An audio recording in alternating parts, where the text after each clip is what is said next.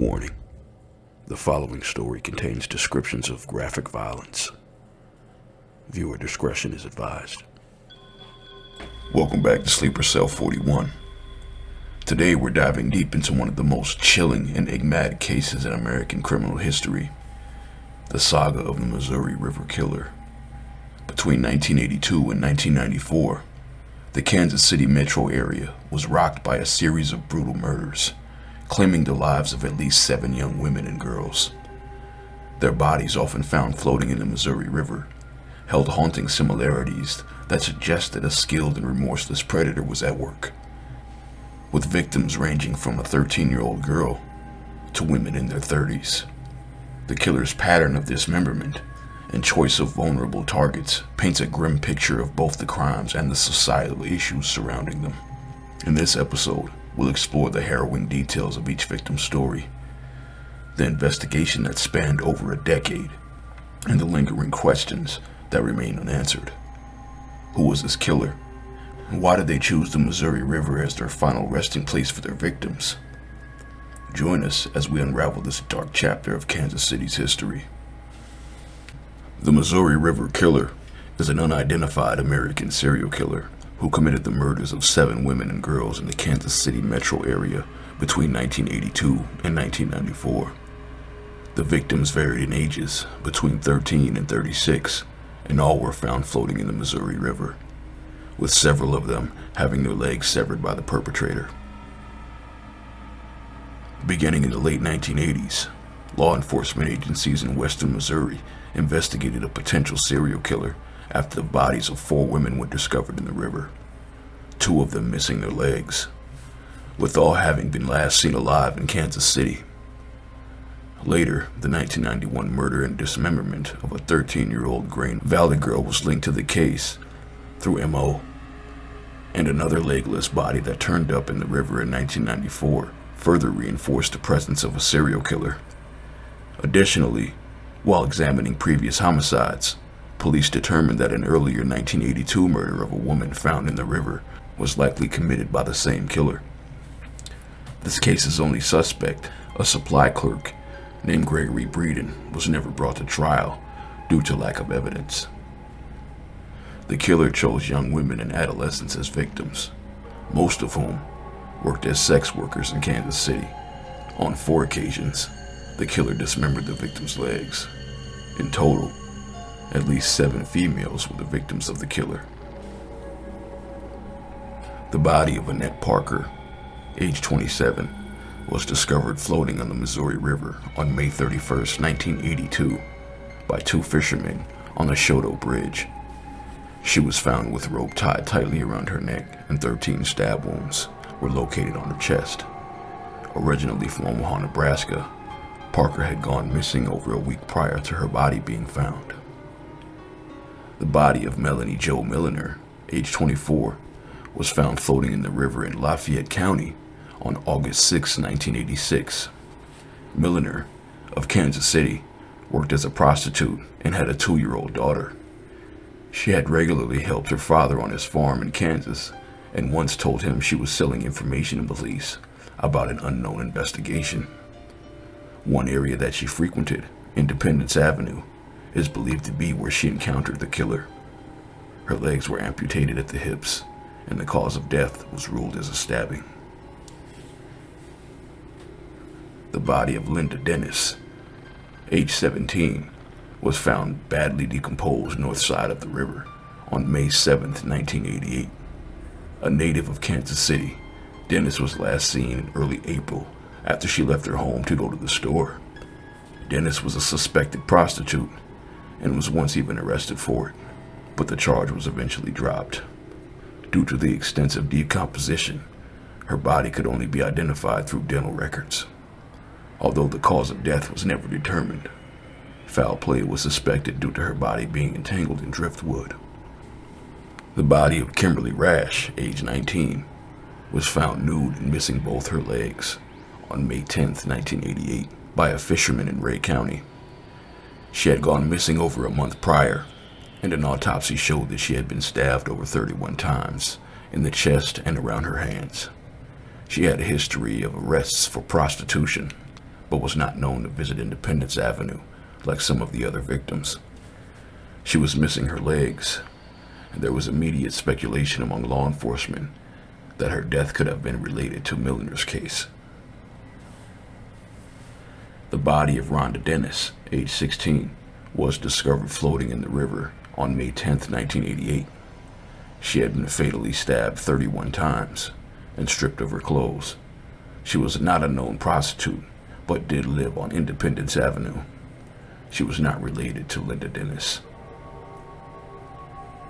The body of Beverly Tracy, age 13, was found floating in the river near Napoleon on April 15, 1991, 11 days after she was reported missing.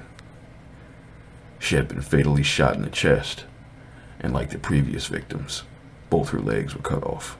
On April 3rd, the day she was last seen, Tracy and her mother had a heated argument at the home of a friend, and it only ended when she decided to leave and walk 16 miles to her home in Green Valley. Later that day, bystanders claimed that a bearded man driving a brown 1977 Chevy Malibu was seen talking to a girl who resembled Tracy. Viola McCoy's torso was found floating in the river on September 13, 1994, a day after one of her legs was found in Lafayette County. A known drug addict, McCoy was last seen on September 8th by her boyfriend, who claimed she had ran off after an argument. The body of Angela Donald, age 18, was found dead in the river in Clay County on September 26, 1984. She had been sexually assaulted and beaten to death. Initially, her death was linked with the other murders. But in 1994, a man named Rodney Wayne Marlette confessed to killing Donald, later pleading guilty to manslaughter and received a 14-year prison sentence. The body of Viola Barber, age 23, was discovered afloat near Wellington on August 1, 1985. She was last seen 3 days prior, walking along Independence Avenue, an area where several of the known victims were abducted from.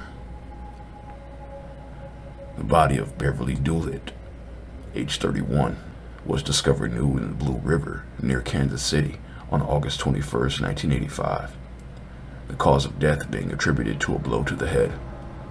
Her death was investigated as possibly being linked to the other bodies that were being found, but by September, law enforcement had ruled her death was unrelated. The body of Christina Brandalise, age 21, was found dead in the early morning hours on May 30th, 1989, by a Johnson County homeowner who noticed her body laying near their driveway. Brandalise was a known prostitute who operated in Kansas City, particularly around the Independence Avenue area. Her throat had been slit. Her killer subsequently doused her body with a flammable liquid and lit her on fire. The body of Candace Fisher, age 18, another Kansas City prostitute, was found dead in Johnson County on June 2, 1989, roughly 1.5 miles from where Brandalise was found. Detectives in Kansas City concluded that the same man, a Caucasian in his late 20s or early 30s, had killed both women, but it is unknown if the man was the elusive Missouri River Killer. It was theorized that a separate serial killer, Richard Grissom of nearby Kansas, would have killed both women, but he was evidently eliminated as a suspect. The FBI joined the investigation in May 1988, after the deaths of Dennis and Rash. They withdrew their investigation after only a month. The case's first suspect was a Kansas City physician who was accused of drugging and raping 2 female patients in 1992. After several weeks of newspaper speculation, Police Chief Skip Hedges added credence to the link by claiming the man had an office on Independence Avenue. However, it was later found that Hedges' claim was false, and there was little to no evidence the man was involved in the murders. The man's lawyer mocked Hedges and the press by saying he anticipated they would tie his client with the John F. Kennedy assassination. During the investigation, police were notified about Gregory Breeden, a 48-year-old supply clerk who lived in Kansas City. Through investigation on Breeden's background, police learned several major factors. Breeden had served in the United States Navy from 1965 to 1968, during which time he was stationed in California, and he had once been investigated as a suspect in the murder of Annette Parker, the first victim associated with the Missouri River Killer. At the time, Breeden claimed that Parker and him were engaged, and he was released without charge. On November 2nd, 1994, Kansas City police raided Breeden's home as he was asleep, waking him up with a flashlight in his face, and he was promptly arrested on charges of check forgery. While searching his home, police collected 19 knives and clothing that resembled clothes taken from Melody Jo Milliner. In 1996, he was indicted with the murder of Viola McCoy, and the case was to be tried in Boone County. During the time Breeden was incarcerated, 10 additional bodies turned up on the Missouri River, a majority of them being prostitutes who operated in Kansas City, but authorities determined that those deaths were unrelated. On April 1st, 1999, the charge against Breeden was dropped, and he maintained innocence until his death in May 2014. Thank you for watching as we explored the haunting legacy of the Missouri River Killer. Despite the passage of years, the case remains unsolved, leaving families without closure and communities on edge. The tragic stories of the victims serve as a reminder of the vulnerabilities faced by many, particularly those living on the margins of society.